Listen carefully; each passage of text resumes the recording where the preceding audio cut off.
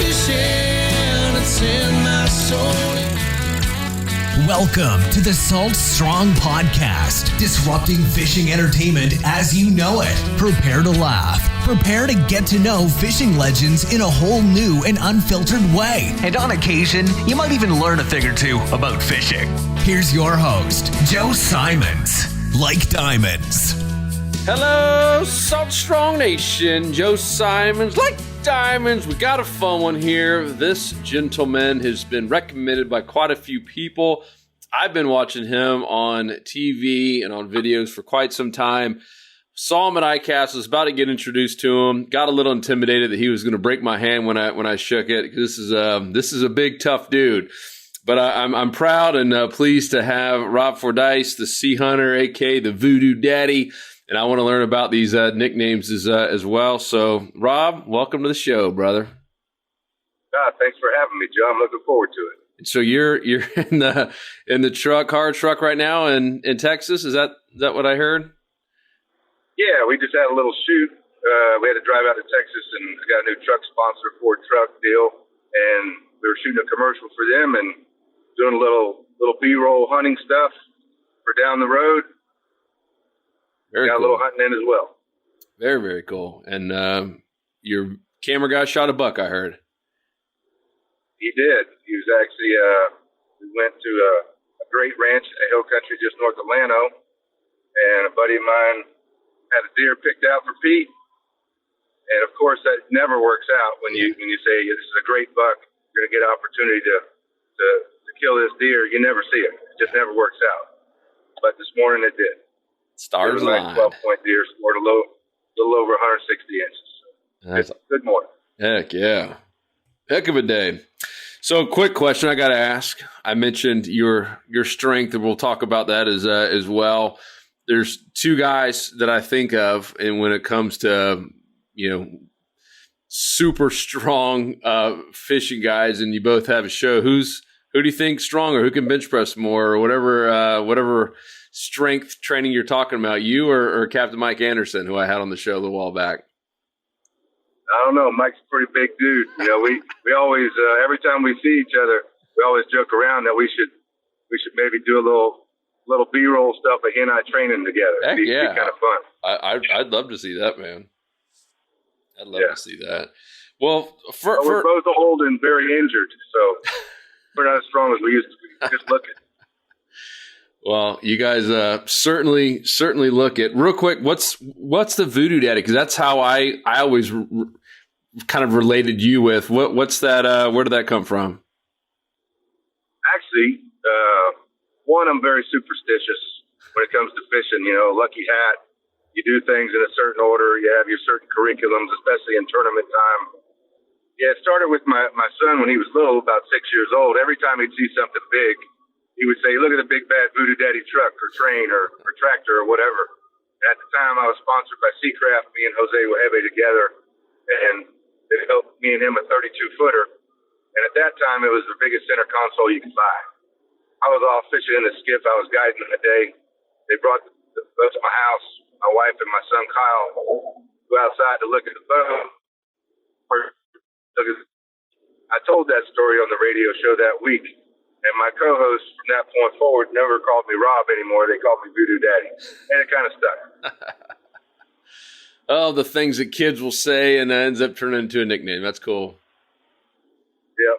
Yep. That's cool, man. So I listened to the podcast with you and Hunter. And, it's interesting. I had a lot of guests on. I think this is episode getting close to 180. And, it's interesting, about half the crowd, didn't really take up fishing until later and, college or a friend introduced them to them. And the other half seems to kind of have been really indoctrinated with it at a young age. And it seems like you kind of fell in that, like you were just kind of addicted from the get-go at a young age. Is that correct? I was, and not just fishing, but everything outdoors. My grandfather was a big fisherman. He wasn't a guide or anything, but he loved to fish. And from the time I was 3-4 years old, it's not, usually normal for a kid that age to have patience, but for some reason I did. And I could go out there with my grandfather and fish all day and, never be feeling like I was bored. And my dad saw how much I enjoyed it. And as I got a little older, we got a boat and we started fishing more. And then once I was in high school, I had saved for years a bunch of money, and I finally got a skiff of my own. And from that point forward, it was hard to keep me off the water. And where did you grow up? Actually, right in Homestead, just south of Miami. Yep. Cool. Last town you go through before you get to the Keys. Well, that was like the direct hit, right? In the nasty hurricane. Were you there? It was. I was there, and it's crazy to live somewhere over 20 years that you've grown up in, and in the matter of a 12-hour period, go outside your back door and drive a half a mile down the street and don't recognize where you're at. Wow. And that's kind of how it was. Wow. Man, and so how did you make it down into the Keys then? So I actually started fishing in the Keys when I was a young teenager. I met a guy named Al Fluger, who's an icon in the fishing industry. He's in the ITFA Hall of Fame. But he was a mentor as well as Flip Pallet, and I was very lucky that Al took a liking to me. I was 13, 14 years old, and we started fly fishing for big tarpon, and that was my first real introduction to tarpon fishing, as well as spending a lot of time in the Keys. So you were 13. Who taught you fly fishing that young? I started fly fishing when I was 8. Dang. I was with my uncle in the Everglades in a little canoe. Never fly fished, but I knew how to throw a bait caster and a spinning rod. He was rowing us to a bass hot spot, and he had a little fly rod he built in shop class. Just pick that up and just flip it over to the lily pads as we're going along. He had a little spider bug on it or something, and I was just flipping the leader basically. But I started catching one little panfish after another and little bass, so I got enamored, with wanting to know how to do this. For my 8th birthday, my dad booked a bonefish guide, a very famous bonefish guide named Bill Curtis, to teach me the basics of casting. And from that point forward, I started fly fishing. Actually caught a bonefish that first day. Dang, that's too cool. And so, did you ever have a real job? Did you go right into fishing? Did you kind of know at a young age that, hey, this is what I'm going to do? Well, I was big into sports, football and baseball, and God blessed me with a little bit of talent and a little hard work on the backside of that. So I had the opportunity to go to the next level in baseball and football. I injured my neck my senior year of high school, Oh, man. so I had to quit playing football, which was my true love. But I continued with baseball and went on to go to the University of Tennessee on a baseball scholarship. Played there for a short time, and a couple of rotator cuff surgeries later, I came home, and against my parents' will, I dropped out of school and got my captain's license and started guiding. So you've never had the typical cubicle job that most of us had to go through, huh? I've definitely never had a cubicle job, but and when I was in high school, I would work at my dad's gas station, and I also had some construction jobs and so forth, just to make enough money to be able to go fishing. Yep. When I wasn't in school. Yep. Yeah, man. So when you started the guide business, was it in that Miami homestead, or do you end up going down to the Keys right away? I don't know the whole backstory. Yeah, so I did live in Homestead, but the main tarpon migration starts about late March, early April in the Keys, and from about April till the end of June, I would fish in the Keys, and then the rest of the time I'd fish in Biscayne Bay or the Everglades out of Homestead. And that's what I had done before I started guiding, when I was just fishing for fun, kind of those same time frames in those same places. So I continued that once I started guiding, and it was cool for my customers because when they would, if they had me a week in June, we'd be in Alamorada, but if they had me a week in October, they'd see something new. They'd see Biscayne Bay one day and the Everglades the next, and so forth. So I think that helped me build a pretty good repeat business early in my career by being very versatile and showing them a little bit of the versatility South Florida has fishing wise. That's cool. And I know you've obviously caught everything imaginable, but I think of you as more of like the tarpon expert. Is that's what people were hiring you for, even at a young age? Like you were the guy that was basically following these tarpon around wherever they were? Yeah, I gained a big passion for tarpon fishing at a young age, long before I was guiding, especially fly fishing for them. So I learned that game pretty well, and I'm still learning it today. But I think my knowledge at that time, especially in the early days, was more in depth fly fishing for tarpon. And it just so happens that my first year of solid guiding, I also got hired to fish a tournament, and a tarpon fly tournament, and was able to get lucky and win that tournament. So that also helped kind of promote myself as being a good tarpon guide. Oh, is that the one where the dude kind of stiffed you? And that yeah, I remember that story. Do you mind sharing that? I thought that was not at all. Yeah, that was pretty interesting. Early in my guiding career, Flip Pallett was a mentor, and he was guiding at that same time, but he no longer guided in tournaments. And a guy from the Keys that lived in the Keys, just an angler, not a guide, called him and said, "I want to fish the Holly tournament." And Flip says, "Well, I don't fish tournaments anymore, but I have a young guy that's coming up under me that's pretty good at tarpon fishing. I think you should call him." So this guy calls me, and we're about 4 or 5 months out from tarpon season, and he books me for the tournament and the whole week before, so we could get to know each other and pre-fish and so forth. Well, once the roster came out for the tournament, the local guides would see this guy in a restaurant and, kind of give him a hard time. And the closer and closer it got to the tournament, the more hard time he was getting. Because at that time, the guides in the middle part of the Keys were very protective of their fishery and their anglers. And outsiders pretty much weren't welcome. So he calls me about 3 weeks before the tournament and says, "Hey, I can't fish you in the tournament. I'm getting too much flack and from my local guide friends, and I live here, I just can't do it." So I kind of irritated me, and then he didn't even offer to pay. So the next day I was fishing with a couple of guys from Dallas, Texas, and I was telling them the story, that this was not sitting well with me. One guy leans over to the other guy's name was Jimmy Nix. He was a very famous bass bug fly tire, just getting into the tarpon game, but a pretty good angler. He says, "Jimmy, if you want to fish the tournament with Rob, I'll pay the entry fee." And when I heard that, I said, "Jimmy, I'll fish you in the tournament for free if he'll pay the entry fee, and if we can get in, if there's still an open spot. All I want to do is kick this guy's ass that canceled me." So make a long story short, we entered, and we did win the tournament. And it turned out for the best. And that guy had the cojones to come up after the tournament and say, "I guess I made a mistake." I said, "Yeah, I guess you did." So I guess a couple of questions. One, did that kind of put your name on the board and gain some respect? And then two, is it still kind of like that, the territorial, where it's tough for newbies to come in? No, it's not near as bad as it was.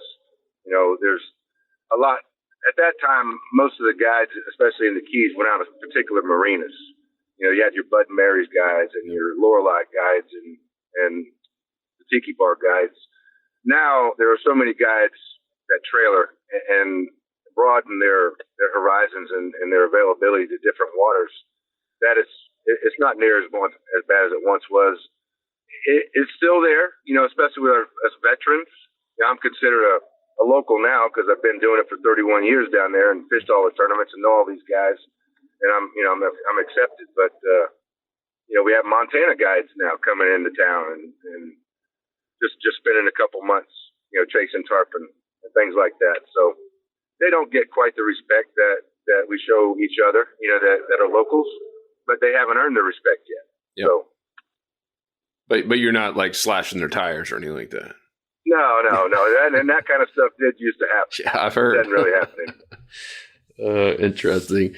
So talk about, because I think this is, the number one question on most, weekend warriors' minds. One obvious answer is more time on the water, right? But, a lot of people are busy. They got families, they got jobs. What were some of the things that helped you out? Was it reading books? And I know you're big into studying. What is it, hiring a guide for the day and just picking their brain? What are some tips that really helped you along the way? It sounds like you had a couple great mentors. Well, definitely the early mentors, and early in my fishing career helped me kind of get a head start. But, you can't beat time on the water. Yep. But besides that, I think something that's changed from when I learned the game till now is you have this instant desire for gratification where, in the old days, it was just perseverance. You kind of stop at a flat and got up on the tower and pulled your way across it to learn it and learn where the fish were. And once you found fish, you look at the conditions around you, the wind direction, the tide, which way the tide was going. Was the water deep? Was it shallow? Was it high rise or was it low rise? Just you start adding up all these factors, and you start seeing these things happen again and again and again. And I think it's very important for young guys that are just learning to fish and learning areas to take a journal, because you can't remember it all. And I wish I did that as an early guide. I used to keep a journal. And I stopped doing it about 10 years into my career, and I wish I still did it today. I'd love to be able to look back and see the similarities. Oh yeah. Do you remember? Because there's obviously multiple ways that you can kind of keep a journal or a log. And I know my brother was doing tournaments, and he went overboard, like where he printed off all kinds of stuff, and I think it was kind of analysis by paralysis or whatever they say. Were there certain things, obviously, the tide and when, what else were you jotting down or wish you had? Well, I would jot down the date so I knew which time of year it was when I go back and look at it. Definitely the tide, what time the high tide was, what time the low tide was that day, what the moon phase was, what the tide was doing on the particular flat when I found fish, and which way they were traveling. And, whether it was cloudy or sunny. That's about all. Barometer. Yep. And we didn't have the luxury early in the days to have cell phones to just look all this stuff up. I'd have to go home and look at the Miami Herald and see what the weather was, that day, and to see what the barometer said, because you didn't have the quick availability that we have today to see it. For some of you young people listening, that's the Herald is a newspaper. It actually you showed up at your door and you had to look at it. It was usually a day old by the time you got it. So that's right. That's correct. So talk to me about tournaments. You've obviously have a pretty impressive track record and have broken records. Was it like, did you do half tournaments and half guiding? Like, how did all that evolve? And was there enough money in the tournaments, or is that more just kind of getting your name out there to book trips? All the big fly, especially the fly tournaments in the Keys. If you are a guide, you can't fish as an angler, so you have to guide somebody. Right. But you as an angler can't just have a buddy, come guide you in a tournament. You has to be a guide that's reputable and a guide it's almost like an invitational type deal. Okay, that's what I was going to ask. All the tarpon tournaments that I've fished to date. I've fished 67, and 58 of them I've come in first, second, or third in the big fly tournament. Dang. So pretty proud of that. But that's all as a guide, and that's with 6 different anglers on the bow throughout the years. And so you're not even allowed to wet a line. You're purely up pushing and guiding. Correct. Okay. Correct. But it's a team sport. Oh, heck yeah. Yeah. Yeah. I've seen some of your videos, and I know in that, I guess what it was Silver King or Silver Kings. I mean, saw some of that, and it was cool for, someone who's never been in a tarpon tournament to see how a lot of that worked. That was pretty awesome. So are you still doing the tournaments? I do still do the tournaments. Yeah. I got nothing to prove, and I don't. People always ask me, man, you've been doing this for 31 years. When are you going to quit? Because a lot of my buddies that I kind of came along the way with have retired out of tournaments. They still guide, but they don't do tournaments anymore. And I do it for me now.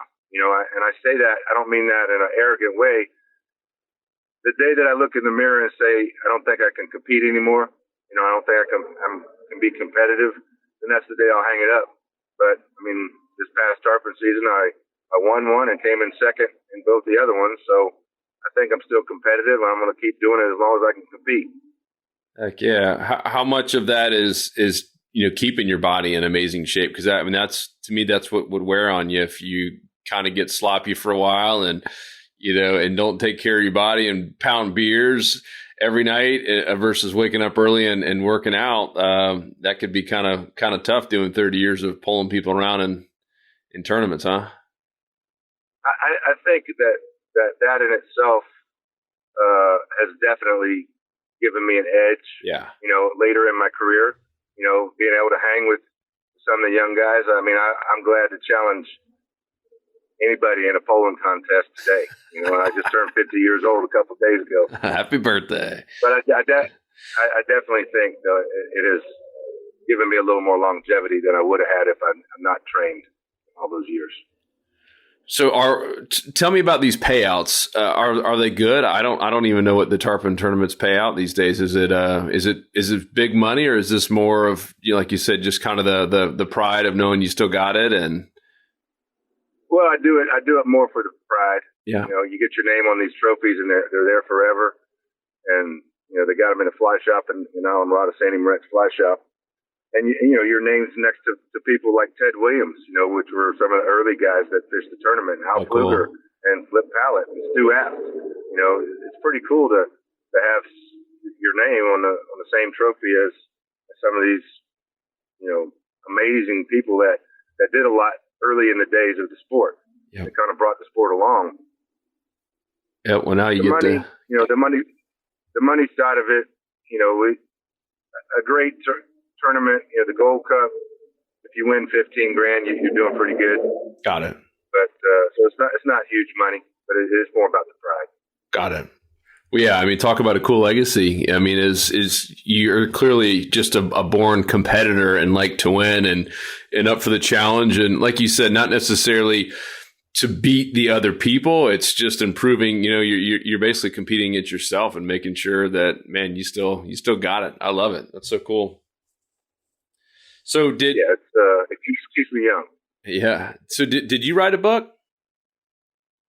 I did. I wrote a book, Tarpon on Fly. I did all the how-to stuff, and a long-time client of mine, he was a linguistics professor at University of Wisconsin. He kept a journal every time he would come fish with me, and after years of fishing with me 10 days a year, he had quite an extensive journal of fish catches. So each chapter, even though it's a how-to book, each chapter begins with a real happening that we shared together out on the water, chasing tarpon. That's cool. And do you consider this like the Bible of catching tarpon or what? I have not read it personally. Yeah, it's I think when we wrote that book, and I want to say it was about 2000 when it came out, the press. It was definitely the book to have if you wanted to go tarpon fishing and not done it. Got it. There are, some of the things in the game have changed a little bit today, not necessarily in techniques, but in flies and the hook sizes that we use and some of the leader assemblies we use a little bit smaller leader because the fish are much smarter than they used to be. But the basics of the book still apply to what we do. That's cool. Is it on Amazon? It is. You can find it just about. You can just Google "Tarpon on Fly" by Rob Fordyce, and you can find it. Cool. Yeah, we'll put some links to it in the show. That's awesome. I've written a couple books myself, and I know there's a labor of love, and it's cool to see it out there, and cool to have someone actually buy it, read it, and then put this stuff to the test. So that's great. Yeah, it's awesome to run into guys. That they're not fishing with me, but they're fishing with a guide that I may know, and they say, man, I really enjoyed your book. It helped me a lot. It just makes you feel good that you help somebody along the way. Oh, heck yeah. So how did all the TV show things happen? Well, early in my career, I was exposed to it with Flip Pallett, filming with the Walker's Cay Chronicles. I did several shows with him. And then shortly after the time I filmed with Flip, Jose Wahebe and I became very good friends, and I did 8 or 10 shows with him throughout the years. Right, the year that he actually had the tragedy that the plane crashed, he called me and he no longer wanted to host his show. He had a show for 13 years. He was the host of it. He was in front of the camera, but he had a new desire to be behind the camera and produce and see his vision, come to TV. And he asked me to take over his role as being the host of Spanish Fly, which, I was, he's one of my best friends. I was ecstatic that he thought enough of me to replace him in front of the camera. He actually called me the day he was loading his plane because we had a meeting the next week. He was just making sure we were all geared up and ready to go. About 10 minutes later, one of the cameramen that I knew called me and said that the plane had crashed and blown up and Jose was no longer with us. Wow. So, that was kind of a devastating moment in my life because I lost a very good friend. And a few months went by and me and some of the camera guys were talking and staying in contact. And I'm like, this guy thought enough of me to put me in his shoes, and in front of the camera for his show. Maybe this is something I need to look into and try it, because I don't want 10 years from now saying I wish I'd have tried that. And now that I have, I started my own show. I did I actually was with a co-founder of Silver Kings. I no longer have any ownership in that show, but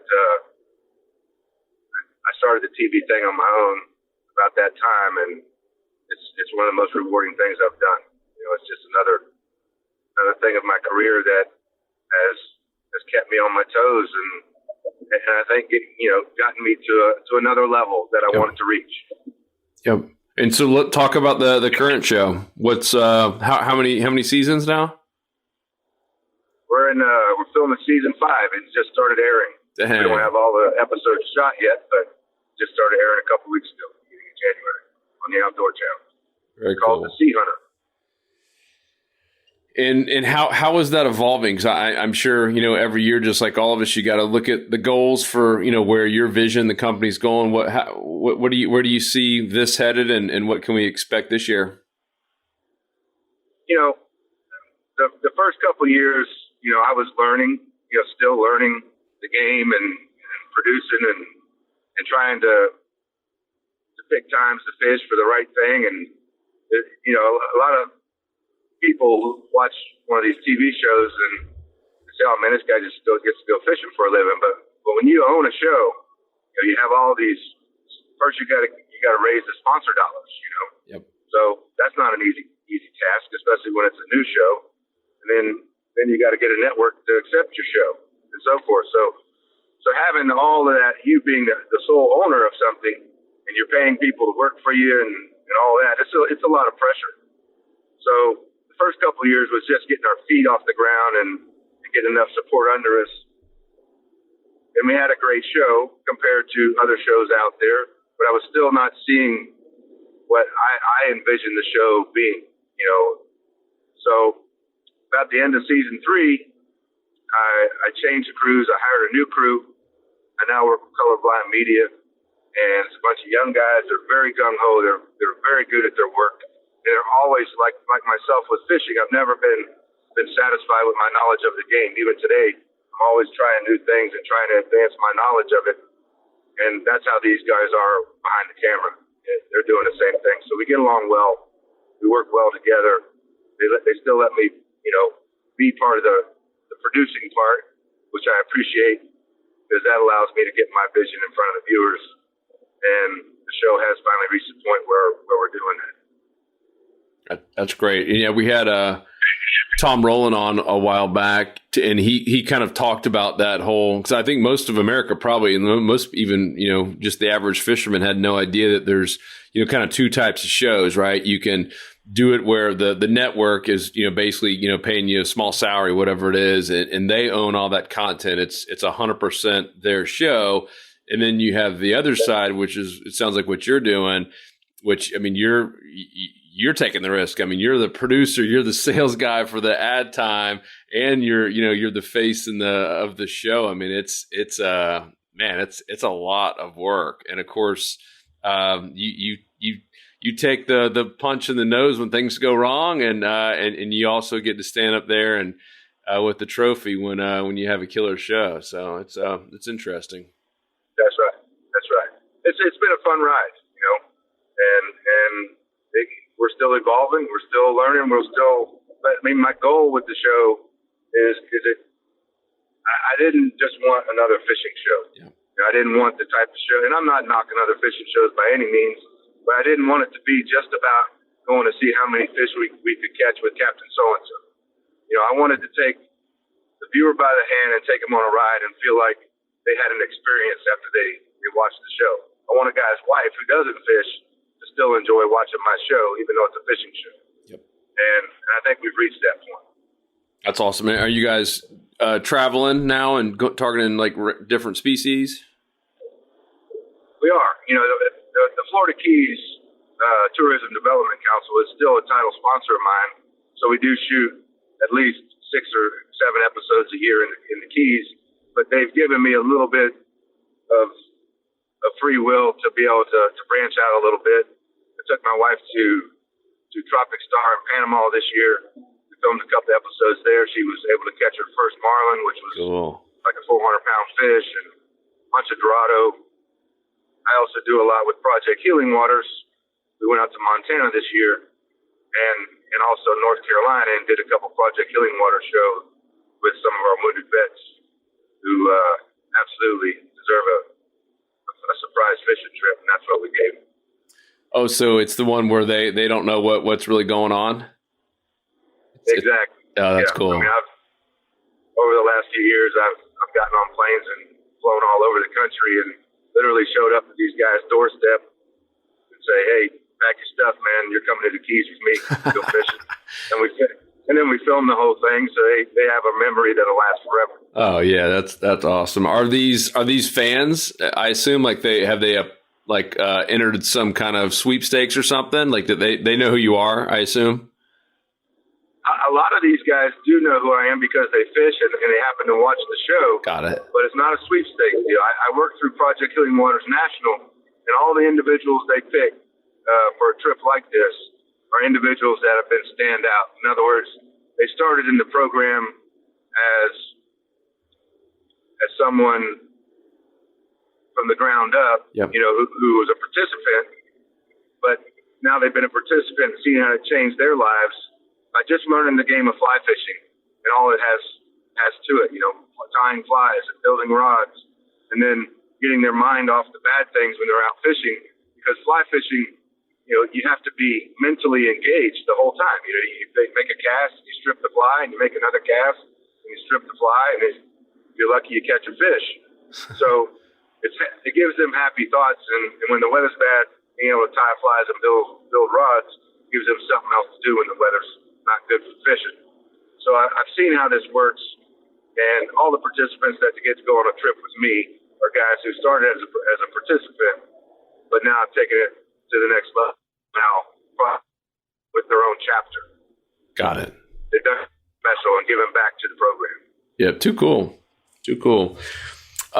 Let's talk about the water issues. Always a hot topic. Do you feel like it's getting better down there in South Florida in the Keys? I know there's a lot of groups, and we've had Captains for Clean Water on here as well. I haven't really, it's interesting. It's kind of a shame, when things are bad, you hear about it. Everyone wants to, get really involved, and we didn't really have a massive red tide this year, and it felt like it wasn't in the news and it wasn't present enough. we're as humans, we're just easy to forget about stuff if it's not in our news feed. What are your honest thoughts? Just being on the water all the time. What do you think? Is it getting better? Making a difference? I'll say this. I don't know. I guess you could say it's getting better because it's certainly not getting worse. Okay. And, I started seeing water issues 20 plus years ago. And me and other guides and Flip Pallet and Sandy Moret and other friends of mine, we went to Park Superintendent. We went to certain individual water management and tried to talk to these individuals and basically, got a cold shoulder. And my hats are off to some of these organizations like Capt for Clean Water that they have really, brought a highlight to the public about these issues and gotten an incredible number of people involved that are wanting to be involved for the right reasons. Yep. I don't know how quick we're going to see, some of the changes that are going. Fortunately, we got a governor of Florida now that cares, and his mindset is to just do as much as he can, for the water issues. Past governors haven't done that, and I handed the Captains for Clean Water, working hand in hand with the governor, to explain to him a lot of the issues, not just in the southwest part of Florida or the East Coast, the Keys, Florida Bay, the Everglades, the whole system, is broken, and I'm glad that there are things being put in place now that are in the long run going to help. I'm hopeful that I will start to see some of those changes happen in my lifetime, but it's been a big problem. There's a lot of damage done, and I think it's going to be a long time before it's fixed. But we're certainly headed in the right direction. Oh, cool. All right, flip gears a little bit. One thing that we hear a lot from our audience and, our kind of main demographic are the inshore guys, either in, a skiff or a small bay boat or even a kayak, catching all the inshore species and redfish and trout and snook, tarpon, black drum. And one thing we hear a lot is, hey, I'm interested in getting into fly fishing and I don't really know where to start. Any advice there, and everything from places to education to learn to kind of like an ideal first rod. I know you're a TFO, and we're not sponsored by TFO, but we absolutely love them. And I've got quite a few TFO rods myself. What's your advice there for someone who already knows how to fish well, but now wants to take it to the next level and do some inshore saltwater fly fishing?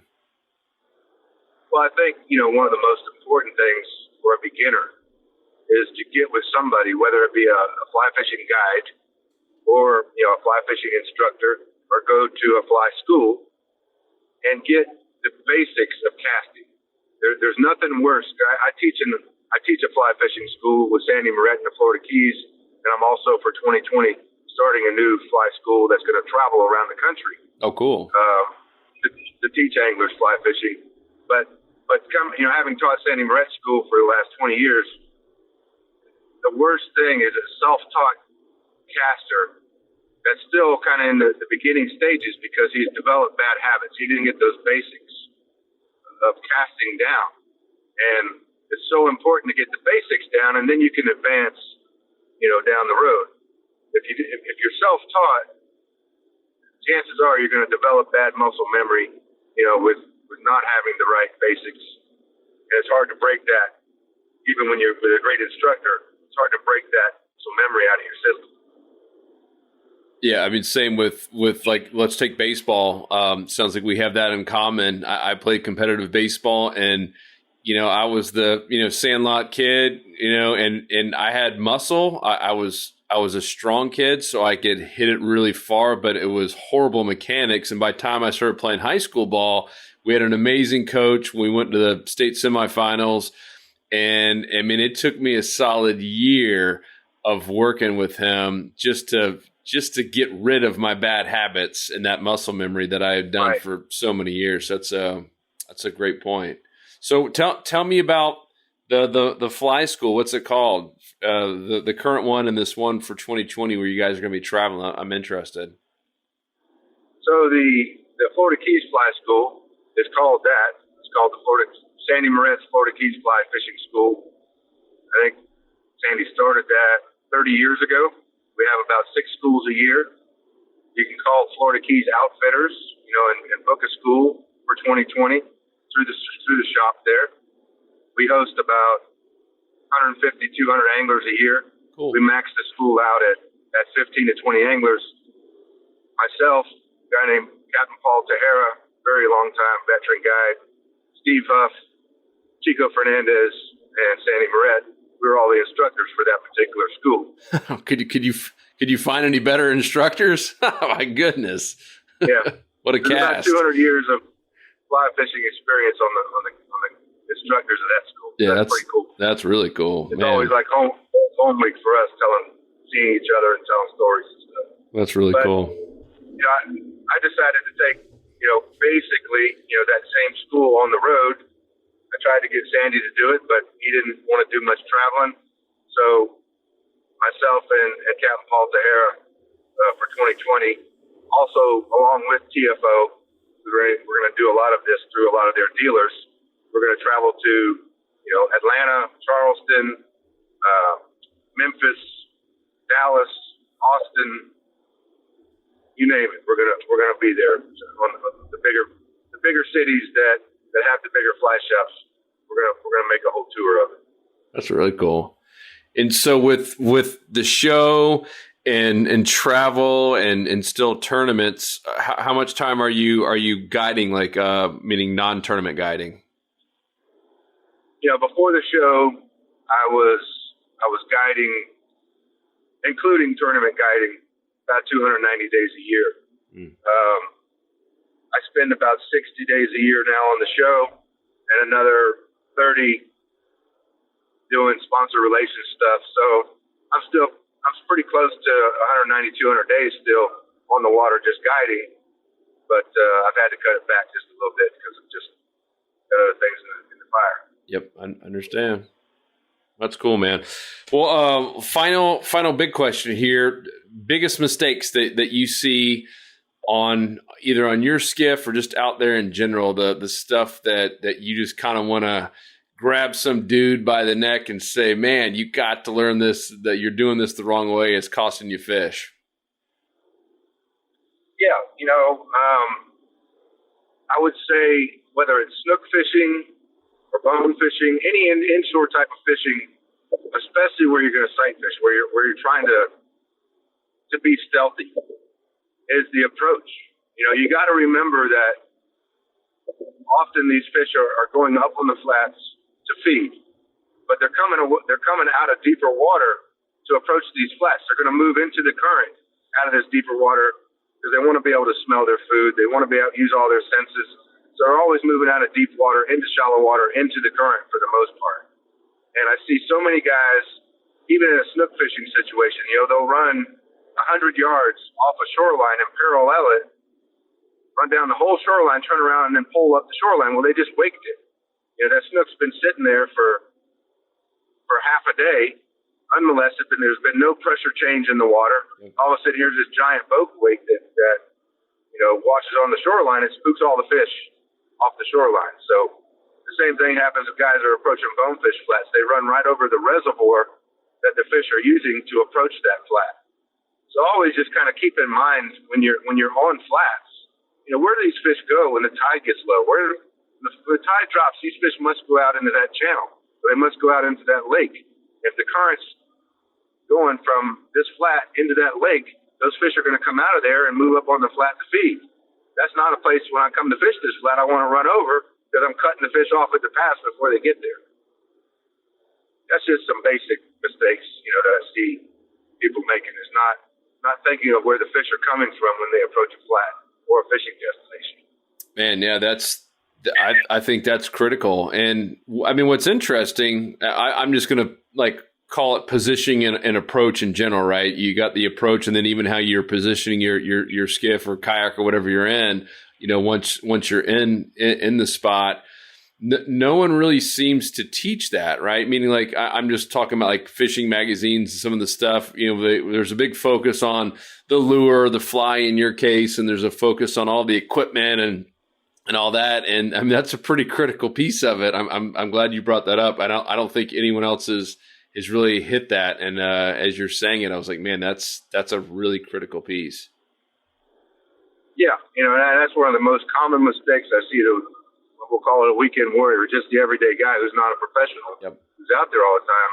And I even see guides do it. They just don't think about where they're running when they approach, or how I should say, how they should approach a flat without molesting the fish from getting up there to start with.